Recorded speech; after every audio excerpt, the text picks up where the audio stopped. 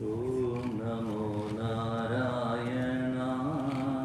Om Namo Narayana.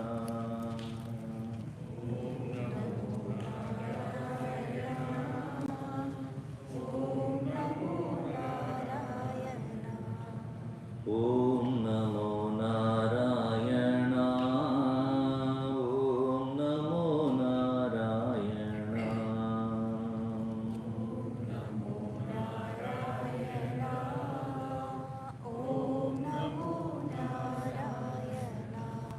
Om Namo Narayana. Om Namo Narayana. Om Namo Narayana.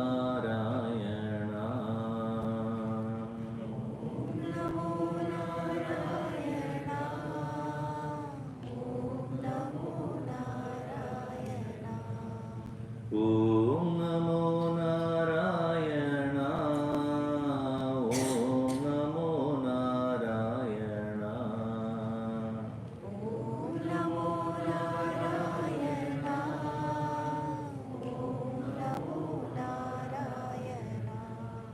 Om Namo Narayana. Om Namo Narayana. Om Namo Narayana.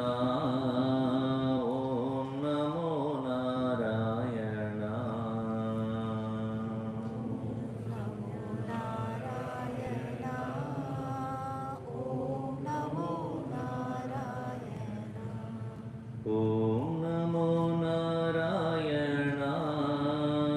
Om Namo Narayana. Om Namo Narayana. Om Namo Narayana. Om Namo Narayana.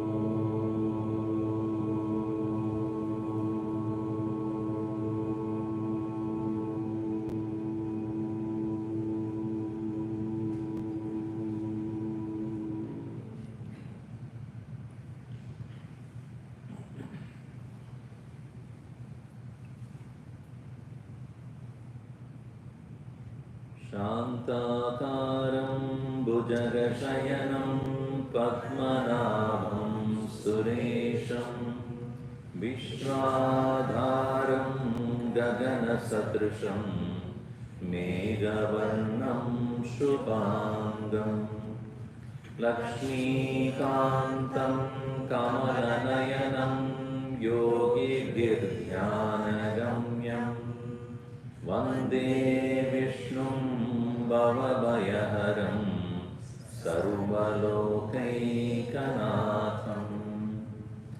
सच्चिदानन्दरूपाय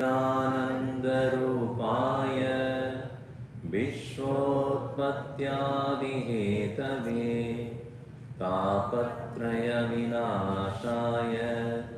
श्रीकृष्णाय वयं नमः।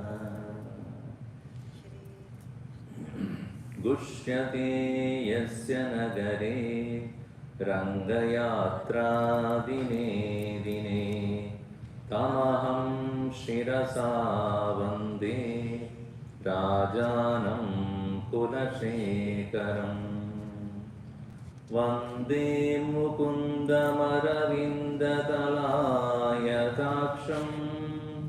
Kundendu Shankarashanam Shishugopavesham Indradidevaganavanditabadapitam Vrindavanayamaham Vasudevasonam Shri Vallabhedi Varadedi Jaya Paredi Bhakta Priyedi Bhavanuntanako Videti Nadeti Nagashayaredi Jagannivaseti Alapinam Padipadam Kurumam Mukunda Jayatu Jayatu Devo Devaki Nandanoyam Jayatu Jayatu Krishno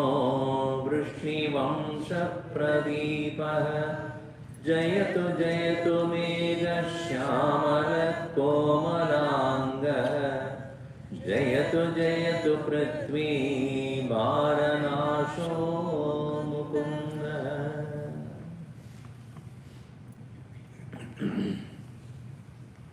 Devaki Nandana, the delight of Devaki,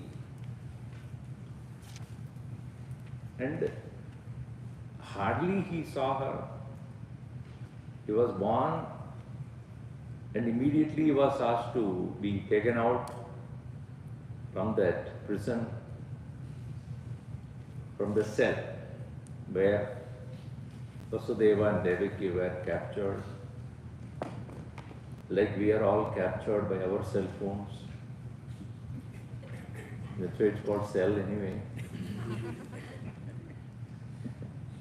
But they were put in the cell. So he hardly saw it. And then immediately he was taken away to Gokul. And he was longing to see her.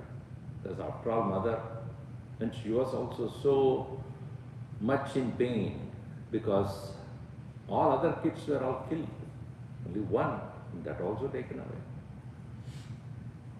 Later on, as he grew up, wanting to see the mother so much, the only thing that he needs to overcome as an obstacle is to get rid of Kamsa.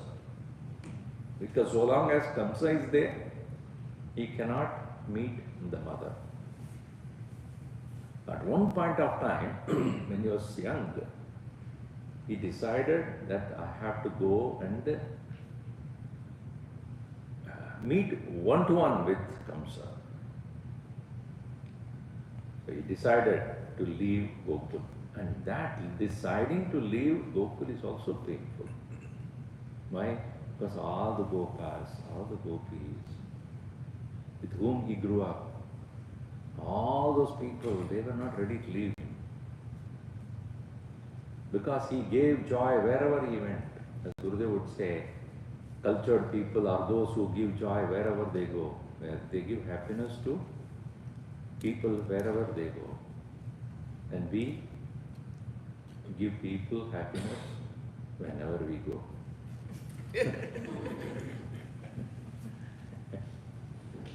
Are you giving happiness to people wherever you go or whenever you go? Somebody asked our Guruji, Swamiji, how do we estimate or know how we are progressing in our spiritual life? He said, only way to know that is how many happy faces are around you. Because of you. Then you know that you have flowered up. Like a flower, when it opens up, nobody needs to tell how beautiful it is. You see it. In the same way, when our spiritual unfoldment takes place, It brings joy to people around us. So he was giving happiness and joy to everybody wherever he went. And ultimately, when he had to decide that he had to go and take up new challenges in his life, his honeymoon is over. Whatever time he spent in Gokul, where he was enjoying all his pranks and the delight of all the fellow Gopas and Gopis, the mothers, then now he had to leave them.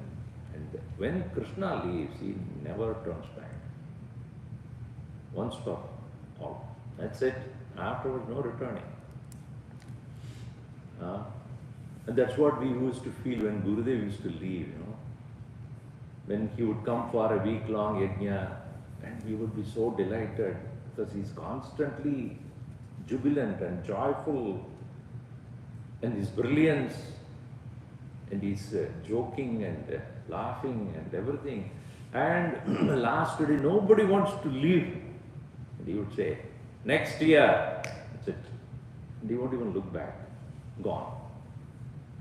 So we used to feel how people in Gokul also would have felt about Krishna. So then, when he reached the abode where Kamsa was, he had to have Malla Yuddha. He had to fight with him to get rid of him. Ultimately he conquers him, and then now the time to meet Devaki. Balarama was with him. As you know, Balarama is not his actual brother. So both of them, they were going towards the cell. Suddenly, Krishna stopped. Balaram, you have been so eager to go and meet, and now why are you stopping? By that time, he was already a 13, 14-year-old boy. He said, I want to meet my mother, but my mother cannot recognize me in this form. So at once he became a Vatu, a small little boy, young Shishu. Why? Because that is how she had seen him, just one. So there you would stand in front of him with a 13-year-old boy. She would not know who this person is. So it is said that he took the form of a young infant and crawled into that cell. And when Devaki looked at him, oh Krishna, she hugged him, embraced him. Balaram said, now I know. Why you did that? Because had it been a 13-year-old boy standing there, you should not have done that probably. So that is why it says, Jayatu Jayatu Devo Devaki Nandanaha Ayam. He brought the delight to Devaki as she wanted. Therefore it is said, in Vedanta we talk about the absolute Brahman, the truth.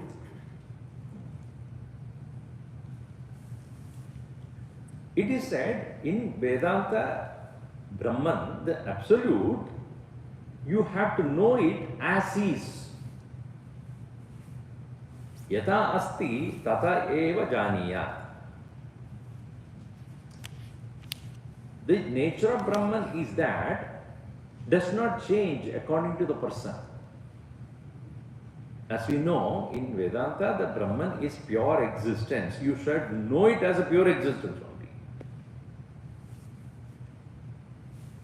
But in Bhakti, yatha bhavaha tata devaha. जो आपका भाव है, whatever be the bhava with which you approach the Lord appears to you in that form. Whereas absolute truth is that in the path of jnanam, it is not according to your bhava. what is what is. But in bhakti, जो भक्त का भाव है, उसी इस रूप में ही भगवान. So that is why we have so many different forms. The truth being one. Why so many different forms? According to what? According to the mind of the bhakta. So here also, Devaki wanted to see him in the form which he knew. See, in India also, if you go to Guruvayur, there is one form of Krishna. Unni Krishna, right? If you go to Udupi in Karnataka, there is another form of Krishna. Vrindavan, if you go, another form of Krishna. Dwaraka, you go, another form of Krishna. Jagannath Puri, you go, another form of Krishna. Is it so many Krishnas are there? Yata bhava, tata devi. As per the mind of the people who were at that particular place, how they worship. If you go to Pandarnath, there is another form of Krishna. Every state it changes. Karnataka another one, Kerala another one, Tamil Nadu another one. Because the intent is that the bhava of the bhakta is what creates the reality of that form. So Devaki Nandanaha ayam Krishnaha Vrishnivamsha Pradeepa is the very light or the very brilliance of the Vrishnivamsha. The whole clan gets so brilliant because of his presence. The cowherds are not heard at all. They were there in that one corner, they were doing their work. How they are known to the whole world? Because of whom? Because of one who grew with them, made their entire clan so well known. And that's why Indra was very upset when he used to be worshipped with a lot of rituals. But when Krishna was there, he asked this question, why are we worshipping all these devatas?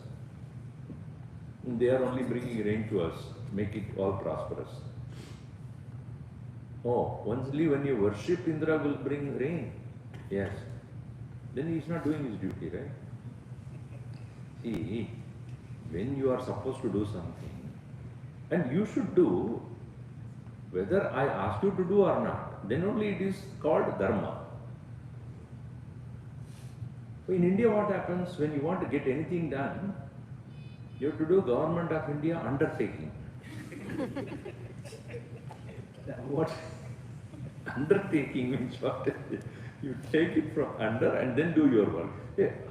What you are supposed to do, why should I be paying money for that? So Indra is supposed to do his job, bringing prosperity by bringing it. Why should we be doing rituals for that? So all of them realized, yeah, you are right. But Indra got very upset. Because you understand, devatas get their power because of the yajnas that we conduct. So Indra was very upset. This boy, what is he trying to do? So last year we had one program in our Chinmaya Mission LA. Krishna Leela. 3 hours. All adults only performing. All our Balwar parents. So different episodes from 10 episodes from Krishna's life, from birth till he met Arjuna at the battlefield. Gitopadesh. And the best part is the part of this Govardhana mountain lifting. You know there? Govardhana mountain lifting. So in that, when Krishna said, no, we will not worship, we will not do any ritual, he is supposed to bring the rain. Then this message goes to Indra, and then Indra, introduction of Indra was the most important part of that whole thing. So many of the youngsters are also watching this, and when Indra's portion came, they brought such a beautiful music there. Indra, Indra, Indra. So that had maximum claps. The villain has got the maximum recognition. Anyway, so Indra gets upset. Krishna says that this Govardhana mountain is what actually giving us prosperity. Rain is there. Rain is supposed to be there. But what brings all the flowers and fruits and all these things is Govardhana. So we should worship Govardhana. Govardhate iti Govardhana. That which makes the prosperity possible. So, here we see that Bhagavan brought a great name to that very unknown cowherd clan. Krishna Vamsha Vrishni Vamsha Pradeepaha. In all ways, he remained as the winner, winning the heart of Devaki, winning the name for the Vrishni Vamsha. And also, we always feel a person who is beautiful must have fair skin. Bhagavan denies that also. Shyamala Komal Anga. Shyamala. Like the cloud's color of the dark cloud. Komala, very soft. And only to demonstrate that the heart of the Lord is always very soft, very tender, very loving, very compassionate.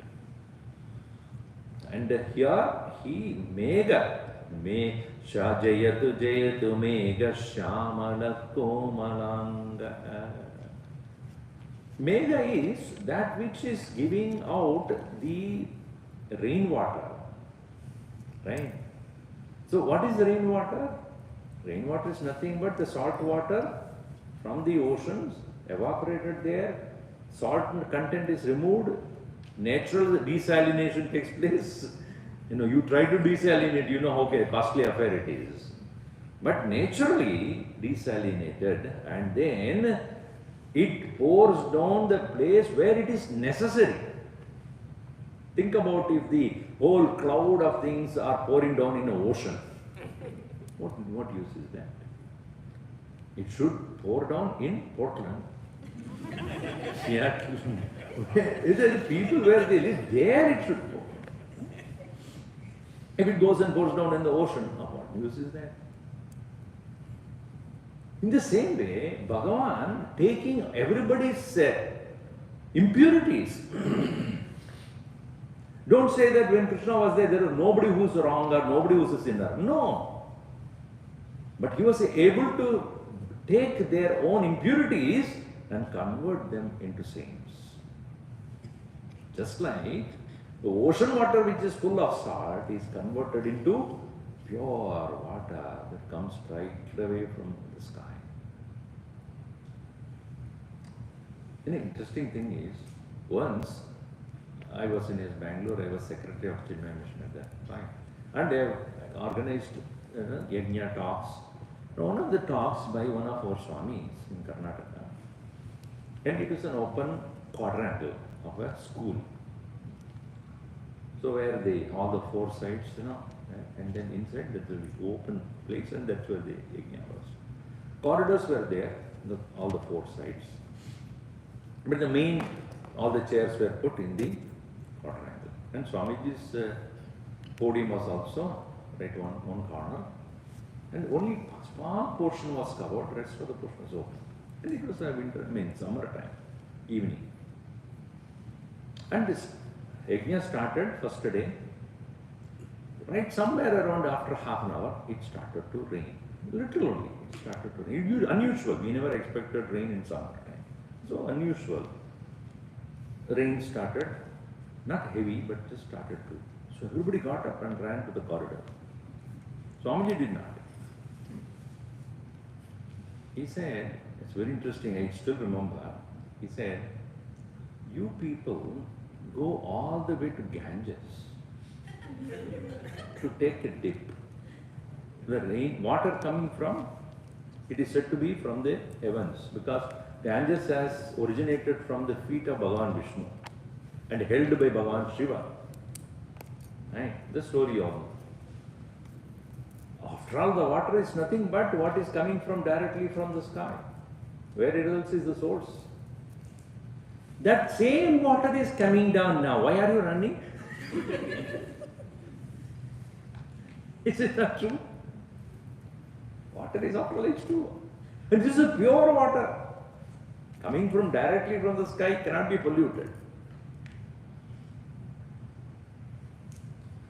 So just like the salt water gets desalinated and comes to us as a pure water, you can directly drink it from. So too, Bhagavan, he takes away all our sins, impurities, like a mega. Jayatu jayatu mega shamalakko malanga.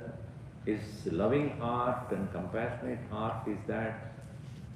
And the same abhichet sudurachara bhajate mam ananyabhag. Sadure vasamantavyaha samyak vyavasito hisaha. Bhagavan says that even if you are the most wanted criminal in this world, abhichet sudurachara mam ananyabhag bhajate. Once that person starts to worship me with his heart full of devotion, he should be regarded as sadhu. Sadhure vasamantavya. Even if a person is most sinful, once he has changed his heart to start worship Bhagavan, such a person should be treated like a sadhu.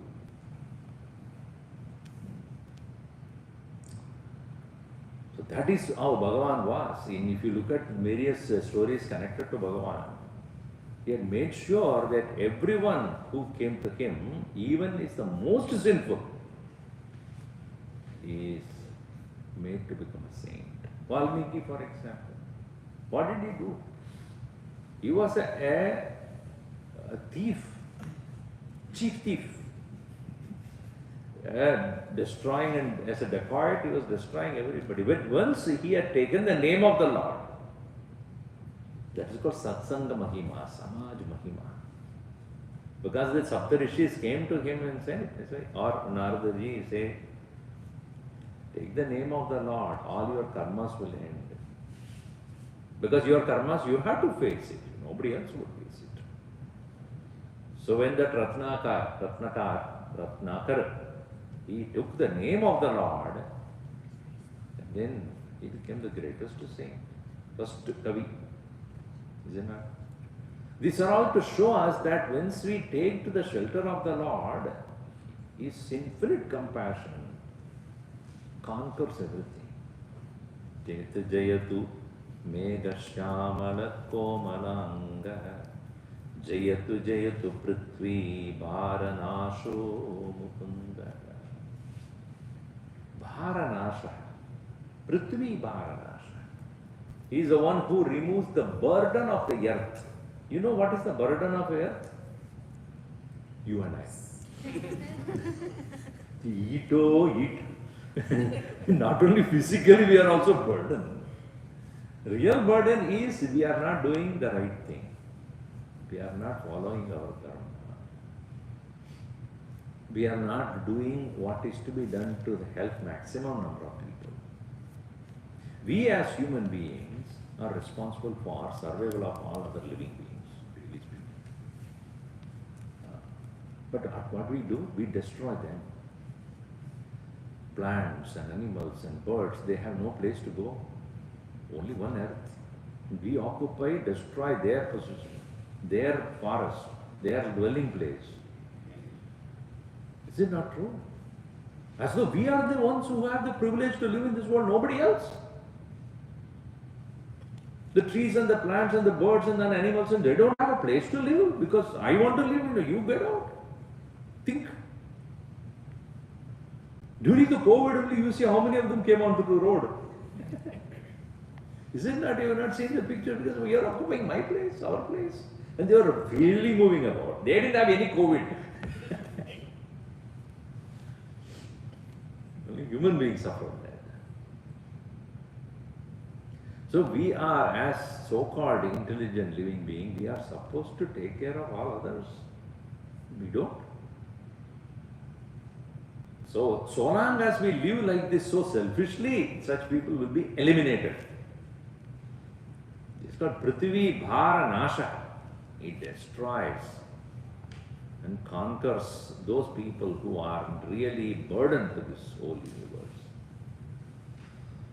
Jayatu Jayatu Devo Devaki Nandanoyam Jayatu Jayatu Krishno Vrishni Vamsha Pradeepaha Jayatu Jayatu Megha Shyamala Komalanga Jayatu Jayatu Prithvi Bharanasho Mukunda. Continuing, Mukunda Murdna Pranipatya Yache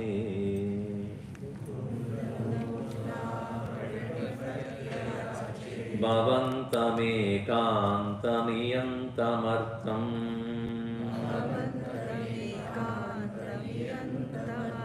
Abhismriti Tvacharanāravinde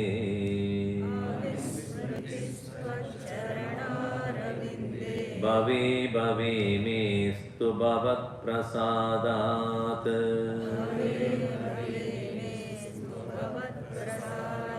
Mukunda Murdna Pranipatya Yache Bhavantam Ekantamiyantamartam Avismriti Tvacharanāravinde Bhave Bhave Mestu Bhavat Prasadat Aham Yache. I beg, O Lord. See, many people who go to the temple, they have a list of things to ask for Bhagavan, from Bhagavan. When they chant Narayana, Narayana, Narayana, Narayana, actually the list is going on. Narayana, Narayana. I want this, I want this, I want this, I want this, I want this. Endless demand. That's why Bhagavan says, Chadurvida bhajante mam jana sukridinorjuna arto jignasu rattarthi jnani javadarshana tesham jnani nityayuktaka ekabhakti vishishyati priyo hi jnaninotyartam aham sacha mama priya.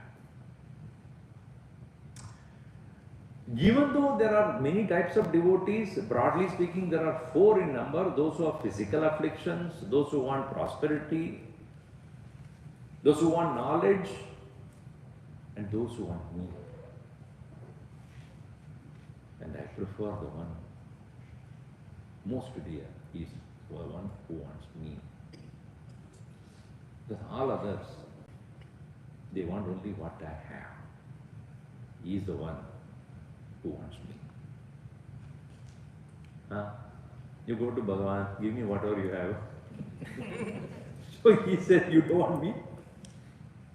If somebody comes to your home, come on, give whatever you have, give me. Jnaninaha atyartam mama priyaha. Why? Because I am most dear to him. He considers me as his own self. He cannot be without me. Therefore, I cannot be without him. Can you be without your Atman? No. The Paramatma who is residing in everybody's heart is me. And he realized that without him, without Bhagavan, I cannot live. Avismritihi. Vismriti means forgetfulness. So here, Tulashekara Arvar says, I want only one thing, avismritihi. Let me not forget you, O Lord. Mukunda, O one who gives moksha. Murdna, by my head bowing down. Pranipatyayache. I am asking with my head bowing down. What am I asking for? Bhavantam yache. I ask you. Ekantam, only one. Iyantamartam, this only thing. What is that I want? Avismritihi. I do not want to ever forget Tvacharanāravinde. I do not want ever to forget your lotus feet, O Lord. This is the only thing I want. See, we as human beings, we are lucky, at least here in this audience, we are lucky to have even the inclination to learn about Bhagavan. Among so many people, why only very fraction of the people who are interested in this? Is it not true that even that people are considered as the most blessed? Because this is not going to give you any prosperity per se. It doesn't qualify you to become a professional. What does this jnanam or bhakti would give you? It doesn't enhance your professional skills. It doesn't add to your physical wealth or health. What does it give? It addresses your soul. Because as a human being alone we can do this. In this very earth where we are living, so many other living beings are, the millions of other species are also there. But do they have the opportunity to have that knowledge about Bhagavan? Or even remembrance of the Bhagavan? Forget about other living beings, other human beings. Huh? So when we have even the thought to remember God, consider that as His grace. You know, once Swamiji was approached and he asked, Swamiji, when is the best time to chant Vishnu Sahasranam? Which time of the day is best time to chant Vishnu Sahasranam? Immediately he gave an answer. Whenever you get the thought. Because, you see, we always say, oh, I want to chant, I want to do it. When is the best muhurtam for that? Do you have any, do you think for, or even for a moment before you shout or get angry? Wait. Ab nahi hai. Another 10 minutes I'll shout at you. If you do that, you will not shout, I'm telling you. Because anger is a momentary insanity. If only you postpone it, you will not be able to do it. And can you say, at 11 o'clock I'll get angry with you? Can you? So whenever such a thought of remembrance of the Lord comes, do it immediately. Don't wait. And if it comes to negativity, postpone it. Abhinay. He says, Avismriti Tvacharanāravinde. May I never forget. All our problems is because of the self-forgetfulness. The samsara is nothing but self-forgetfulness. Now think of it. When you are getting into dream, do you know that you are entering into it? Now at 10:42, I'll start my dream. Is it so? What is that state? Self-forgetfulness. You forget yourself. You forget you are lying on a bed. You are forgetting that you are so and so. Everything is forgotten. Right at that state when you are entering into a dream state of dream, you are not you are. You forget that you are so and so. You forget you are human. You forget you are even male or female. You forget you are a parent. Now everything is forgotten, right? And that state of forgetfulness is where you self-imagine things on your own mind. Whatever be the fancy that you have. Similar to that is this state. Samsara swapna tulyohi. Bhagavan Shankaracharya beautifully puts it. Raga dveshati sankunaha. Swakale satyavadbhati. Prabodhe sati asat bhave.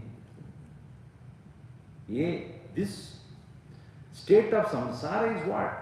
Swapna tulya. Equal to that of dream. Where you forget who you are. Your true self is forgotten And instead you have assumed whatever you have assumed. All the likes and dislikes and all other things which rule our daily life is nothing but forgetting ourselves who we are. And to not to forget who we are, remember the Lord, because He will remind you. It is like when you want to catch a flight, you put an alarm, because it's an odd time that you have to get up and get ready to go to airport. So what does the alarm do? Reminds you, get up. In the same way, when you remember the Lord, He will wake you up. Don't forget who you are. That is why He is asking, Abhismrititva Charanaravinde. Because I am very likely to forget this. And because of that forgetful alone, I am a samsari. Who's a samsari? Somebody who is very sorry. Or he went behaving samsari. Anyway. Avismritihi Tvacharanaravinde, at your lotus feet, O Lord. May there be no forgetfulness, because that forgetfulness has cost us too much.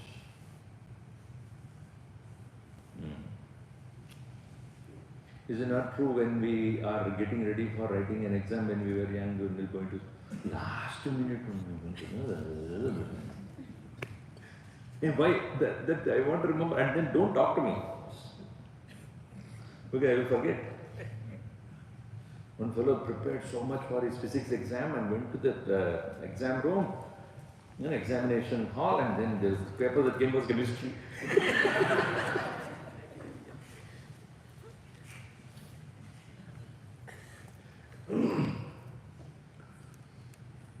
In other words, when we are so filled with our own worldly things, how do you face death? How do you face uncertainties? How do you face things that you never even expect? So long as we forget ourselves as the journeying soul and imagine ourselves to be this which we have incidentally taken up as, so and so. Once we remember ourselves as the eternal journeying soul towards its own fulfillment, anything coming on the way, coming in or going out, will be incidental.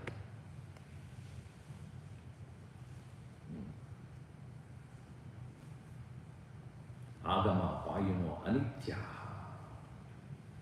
Bhagavan Krishna says, these are all just coming and going. Don't give too much importance to it. Because we are forgetting ourselves to be a soul which is journeying for a long time.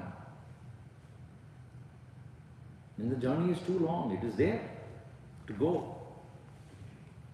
That Vismriti, may I not have that forgetfulness. Avismriti Tvacharanaravinde. And he also says that in this life, because I being a human person, I am able to remember this, that I should not forget you, but I am not sure about next birth, what I would be. If I am a crocodile in a Florida lake, will I remember you, Lord? Or a bird in some Amazon forest, or a crawling small worm in a dirty well. Think.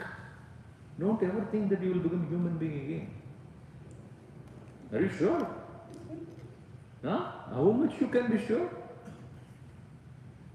that you will become human being in the next birth also? Therefore he says, Bhave me astu. In every janma, let me have this blessing, O Lord, that I don't forget you. Because this is the only chance that I have got as a human being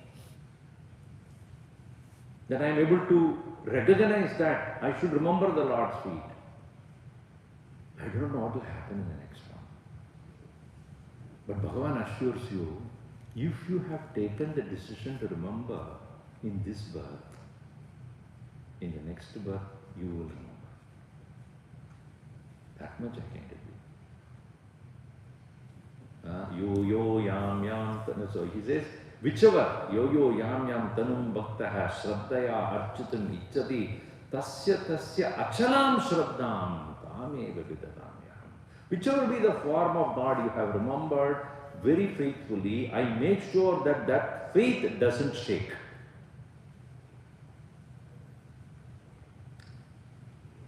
Because Arjuna asked this question, in case if I forget and then if I don't realize you, O Lord, what will happen to my next birth? Don't worry. You will pick up from where you left, wherever you are. But the onus is on us. What we do now is important. अरे अगले जन्म में देखेंगे भाई, too much हो गया, इस जन्म में वो नहीं हो. So we have, Hindus have a very great comfort, you know. Another birth is there. अगले जन्म में देखेंगे. That's what he said last time also.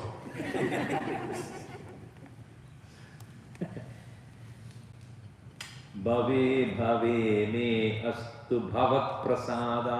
And I cannot decide what it would be.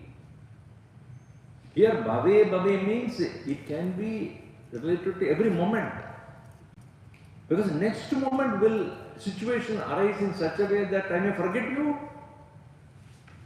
Or next birth, I may forget you. So I cannot be sure whether I would be able to remember, oh Lord, your grace will make me do that. Bhavat prasadat. Aapka prasad chahiye. Your grace I need. Making sure that I don't forget. Somebody asked me to raise this question. How do we make sure that we attend all satsang, Swamiji? Go to Bhagavan and pray to him every day. May I have the ability to recognize that I have to get this satsanga, or give me the opportunity to be in satsanga as much as possible, and that can happen only with His grace. Because how much choice I have? Because circumstances will come in such a way, will drag me out somewhere else. Right? Mukundamala parnipatyayache bhavantamekantamiyantamartam avismrutitva charanarvinde bhave bhave stu bhavat prasadat. Charanaravinda. Charana means feet. Aravinda is lotus, lotus feet. It is said that, Mahalakshmi stays always at the feet of the Lord. You know why? Because she wants to meet all the devotees.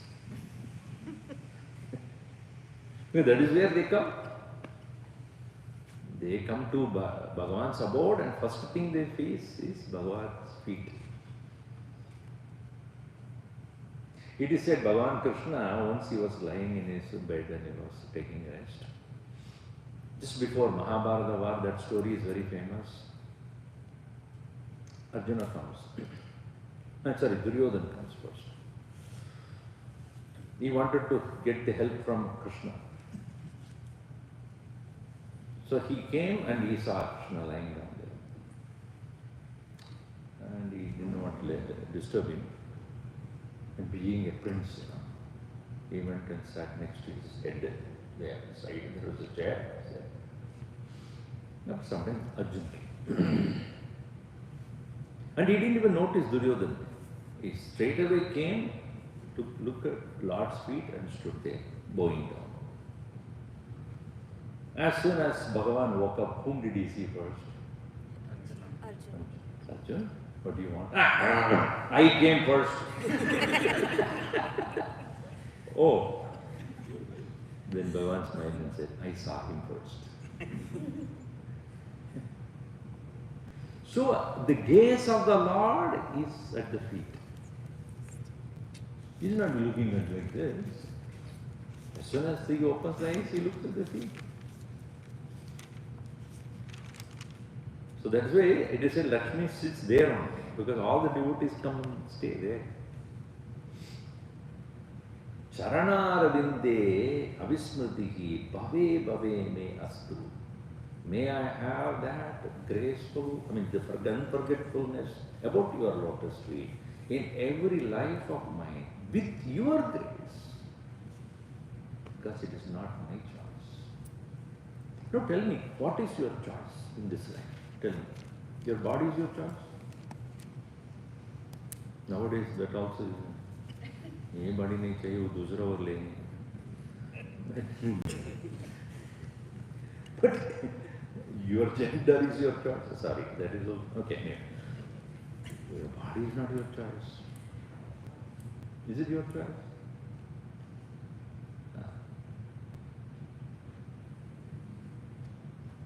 Your parents is your choice? Is it? To grow old, not to grow old is your choice. To get hungry or not to get hungry is your choice. How the weather condition outside, is it your choice? What country and what the economy of the country is it? What is your choice? Tell me. Swamiji, to come to the satsang, what is my choice? If you look at it, our choices are very, very limited. To eat is your choice, but to digest is not your choice. Correct? For me, even that is not my choice. What comes to my plate is not my choice. One lady came to me and said, Swamiji, this is the first time I am doing Bhiksha to a Swami. I am very nervous. I said, you are not, I am.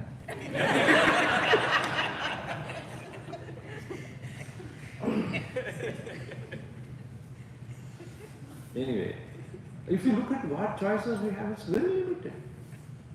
Now we may say, I want this, wear this cloth or that cloth. Whether to go this place for vacation or that place. Look at it, the choices are so flimsy. Bhavat prasadeva bhave bhave me astu avismriti. By your grace alone, I remain not forgetting your lotus feet. So you must understand, the surrender, the Sharanagati is out of correct understanding, not a compulsion.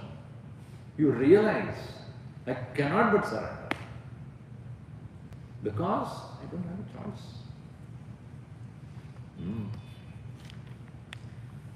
So, therefore, here, next beautiful verse he says, what do I want as a Jnani Bhakta? As he said, among the four devotees, I like the Jnani Bhakta because he doesn't want anything else. Me alone. Jnani to Atma eva me mata. He is my own self.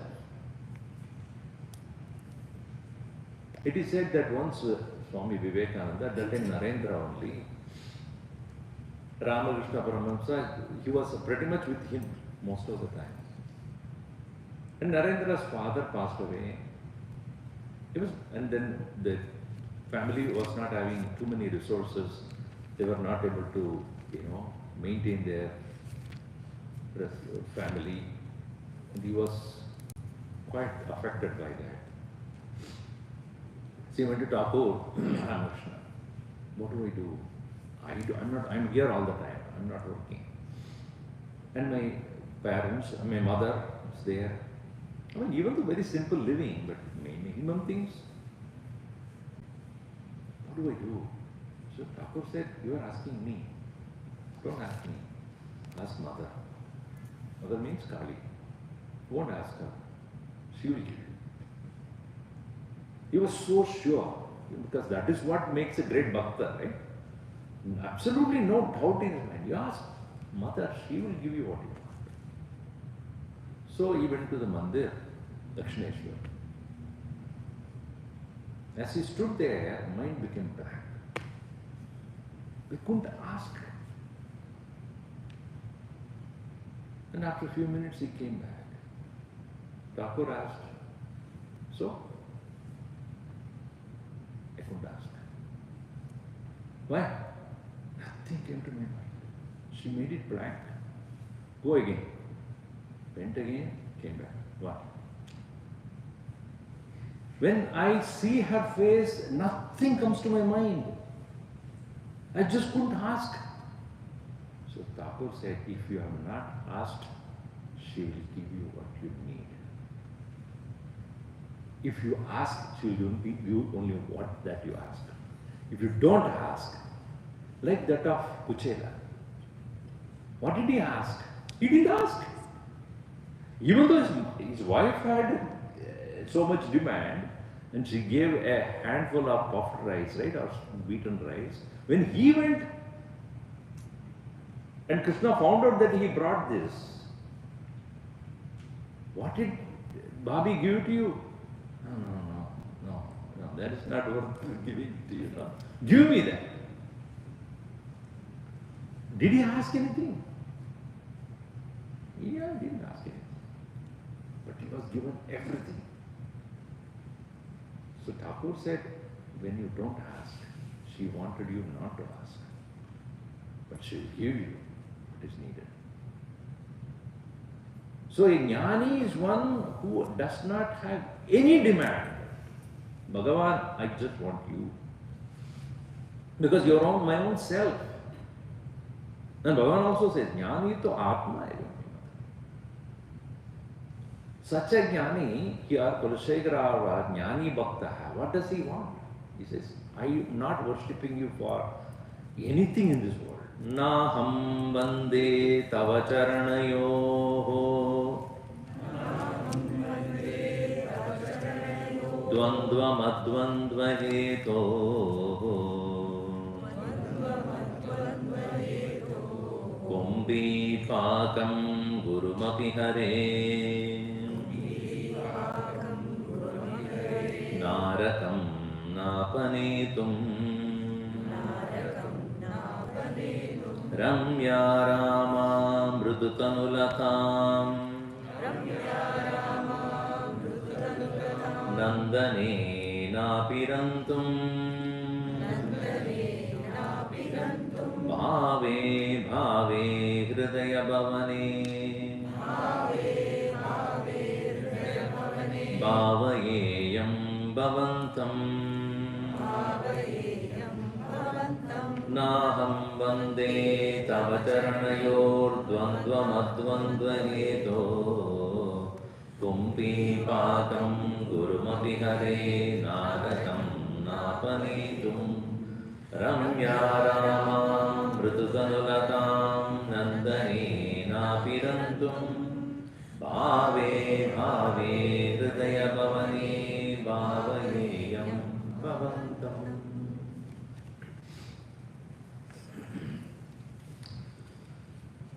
Na aham vande, I am not saluting you, O Lord, for the sake of overcoming all dualities, which is called moksha. मोक्ष के लिए मैं आपका भजन नहीं कर रहा हूं.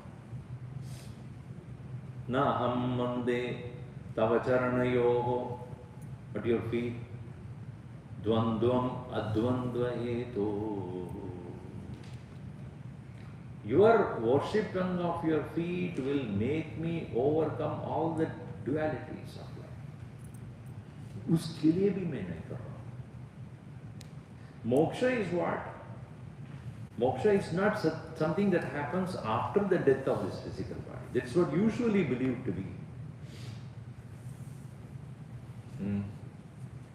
It is not something that you get after the fall of the body. It is that state of mind where you go beyond the pairs of opposites. Joy, sorrow, success, failure, good, bad, right, wrong, cold, heat, pain, pleasure. Can you ever avoid them happening? That's what, as I said, we have no choice. You cannot avoid sorrows. You cannot avoid failures. You cannot avoid pains and discomforts. Can you? See, I was there in Bhutan 3-4 weeks back. And of course, they were worshipping Buddha as the main deity there. So, in one of the satsangs, he asked this question. Buddha is considered as avatar of Bhagavan Vishnu only. Some of the traditions believe that, some don't. Why is it? So, if that is the case, he should be in line with our tradition, right? Sanatana Dharma. Why is that he is not a part of Sanatana Dharma? What is the difference between his philosophy and Advaita philosophy? I am not going into the details of what I explained there.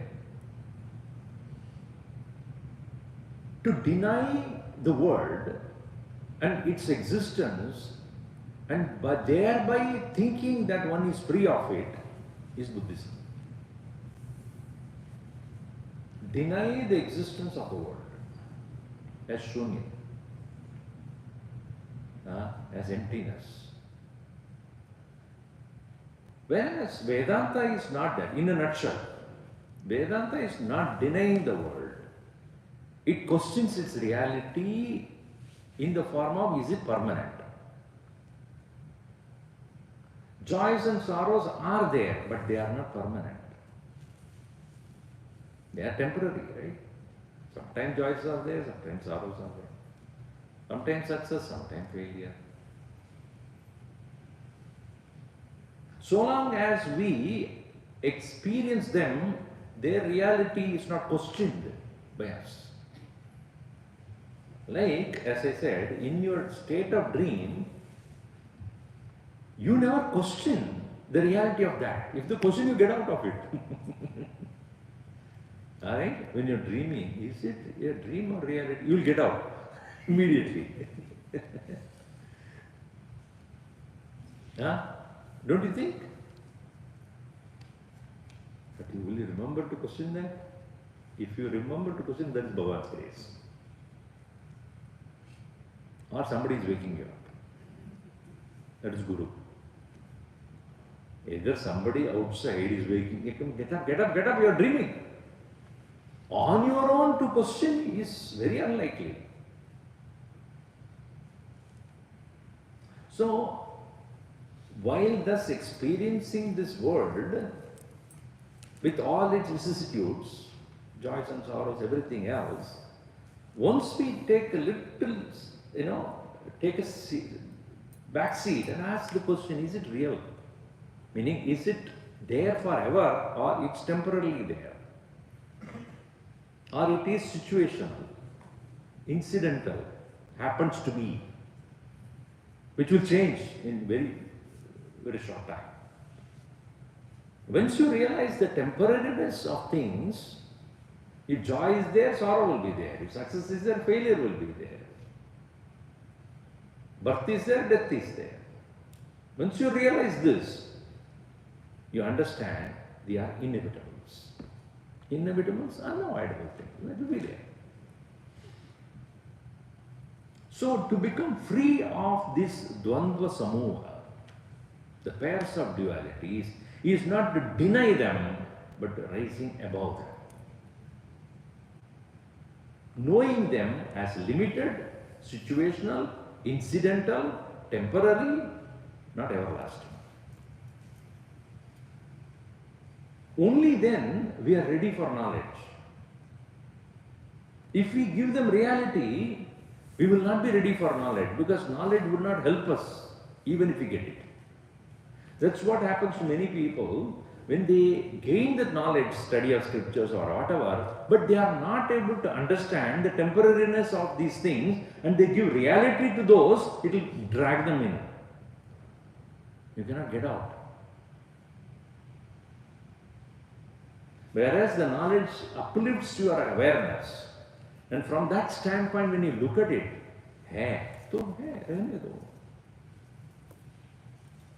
it is unavoidable. It is there.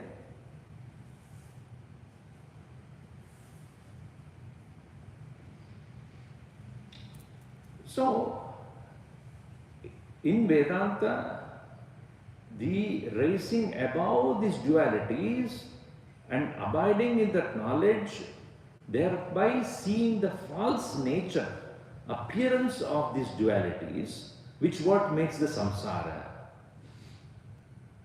makes an individual free of it. Not denial. Please understand, it is not denial. It is not there. So long as we live in this physical body, it has to go through those experiences. You cannot deny that. But you can rise above it. That is true moksha. Jivan api mukta. You understand that? So here he says, I am not worshipping your feet, O Lord, even for that moksha. Naham mande tava charanayo dvandva madvandva heto. So मुक्ति के लिए मैं आपका वंदन नहीं कर रहा हूं. फिर so the second point is I want to avoid hell. Many people worship Bhagavan. Bhagavan, please make sure that I don't go to hell. Bhagavan smiles, you are already there.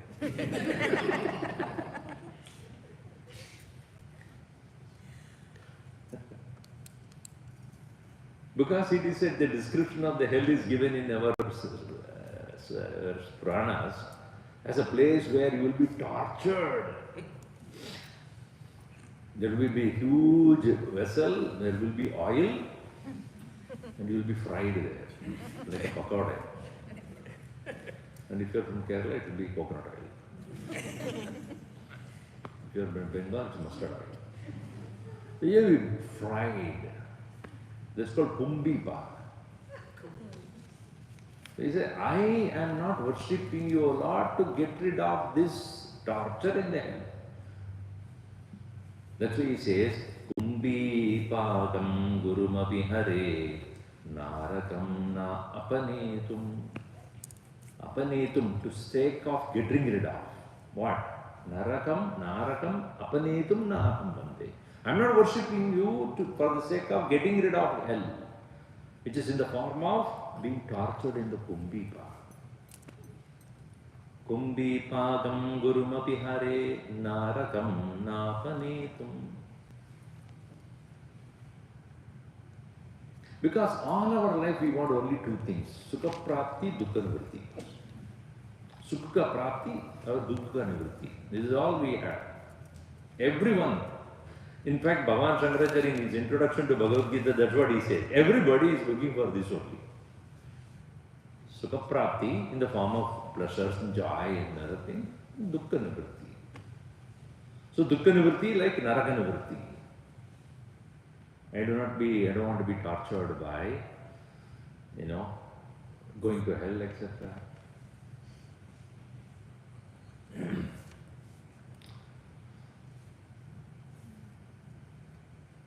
It is said once, Bill Gates, after his physical existence, he was taken to by the angels. They were taken. So, because he has done a lot of charity work, etc., he was dead sure that he is going to be going to heaven.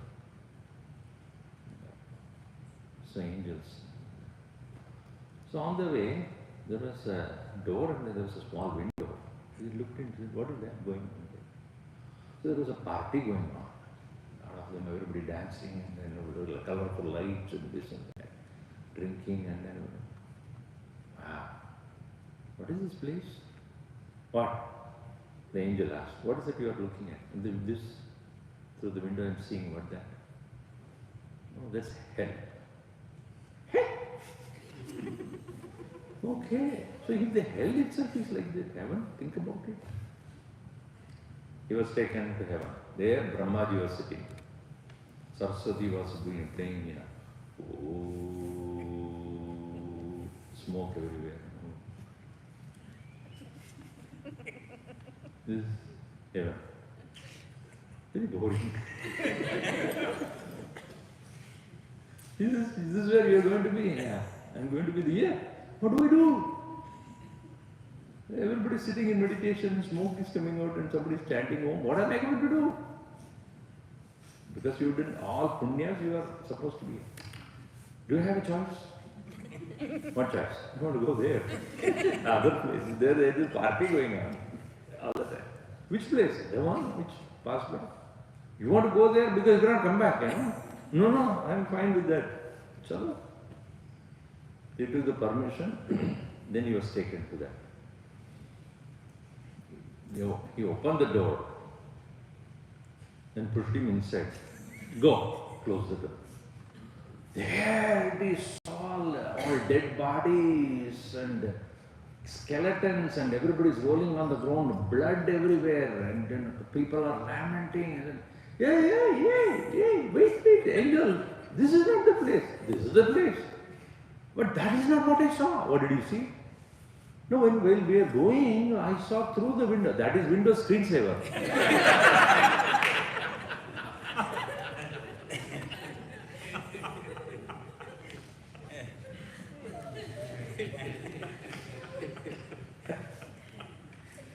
Screensaver, they can put anything. And you only open the door, you will see what it is. So, I do not want to suffer the hell. So what? Do you want to enjoy the heaven? For that you are worshipping. Again he says, Ramya Ramam Mridutanullatam Nandane Na Apirantum. Not for the sake of apirantum, for the sake of getting delighted by the company of what? Ramya, beautiful Rama. Ramya Rama, Mrututanulata, soft-skinned, beautiful damsels and angels around me, serving me, being, treated hospitality like a first class. Everything is brought to you. That kind of an enjoyment in the heaven is not for that sake. So, first two lines he said, मोक्ष के लिए मैं वंदन नहीं कर रहा हूँ. I am not worshipping you for the sake of getting rid of the dualities of life. I am not worshipping you for the sake of getting rid of the hell. I am not worshipping you for the sake of having a great delight in the heavens. Where the Ramya, what is called Ramba, Urvashi, Menaka, and so many different such people who will make me stay comfortable there. Not for that. Then for what then?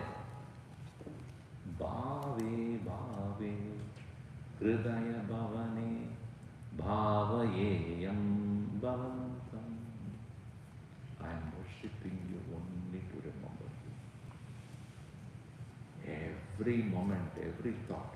Bhave, bhave, in every thought. Hridaya bhavane, in my own heart. Bhavayeyam, I meditate.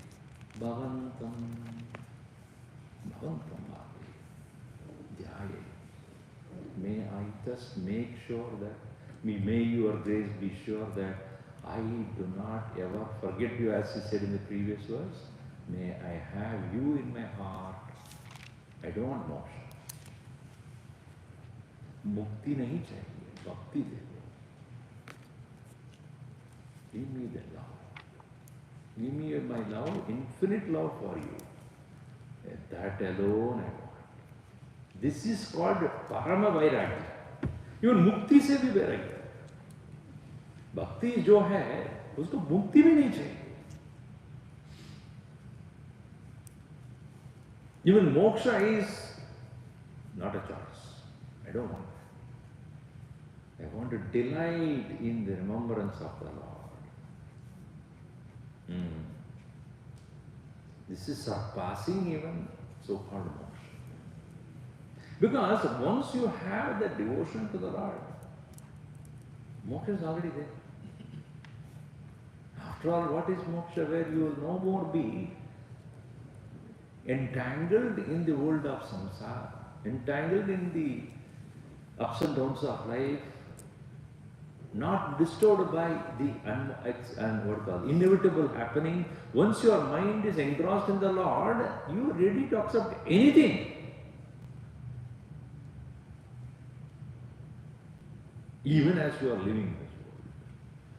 See, Mahatmas who have come to realize the nature of themselves, self-realized, don't you think they're leaving this world? Huh? Otherwise what happens? Mukti mil gaya, so immediately you die. Nobody wants that mukti then. Moksha, बाद में देखेंगे अभी. Because moksha, if I get the mukti immediately, I will die. Then I don't want that. So Mahatmas who have gained the mukti by realizing their higher nature, what do they live for? Bhakti ke liye. They live only to enjoy the constant devotion to the Lord, and their only work is to impart that to the people. Loka sangraham, loka hitarthameva, for the sake of vasantaval loka hitam charantaha.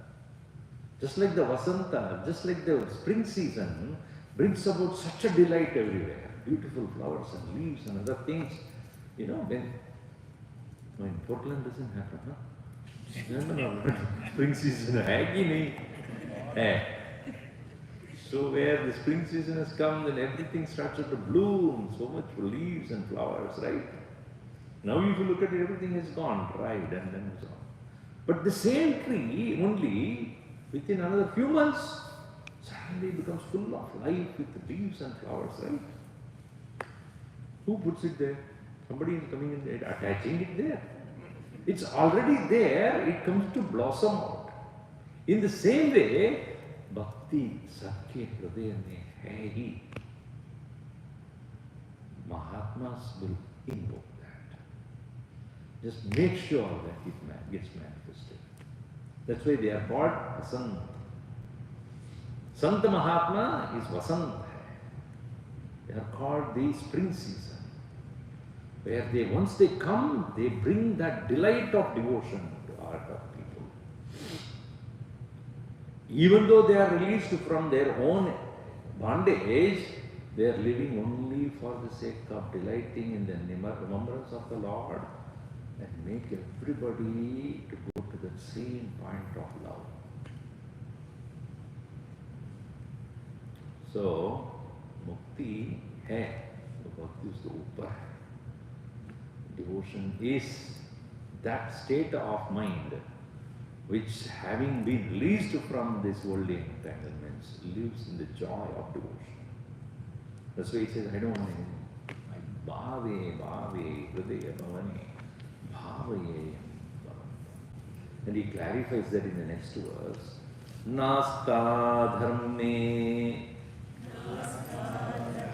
navasu nichaye naiva kamo pavoge yatyat bhavyam bhavatu bhagavan purva karma nurupam etat pratyam mama bhagumatam janma janmantarepi tvatpadamboho yugagata nischala bhaktirastu nasta dharme navasunite naiva kamo pavoge yatyat bhavyam bhavatu bhagavan purva karma nurupam etat pratyam mama bhagumatam janma janmantarepi tvatpadamboruha yugagata nischala bhaktirastu. Nischala bhaktirastu. Undeviated, steady devotion. Astu may be. I do not wish for even dharma. Na asta. No wish for what? Dharma. It is said that Mahatmas live in this world not even according to the conditions of dharma. Because dharma is practiced by common man mainly to get punya, merits, so that they will have in the next birth better life, or may probably go to heaven according to their punya. But Mahatmas are not interested in that anyway. They are not ready to go. They have no interest to go to heaven acquiring punya, nor even next birth where they can get better life. No. That is why it is said in Bhajagovindam also, they live a life which is beyond dharma and adharma. Their path is punya vivarjita pantaha. Punya apunya vivarjita pantaha. The path of the yogi is that which is different from punya and papa. Because these two are relative. Only referring to the relative world only. If you get punya, then you go to heaven. If you do papa, you go to hell. Mahatmas live in this world not for acquiring punya or getting rid of papa.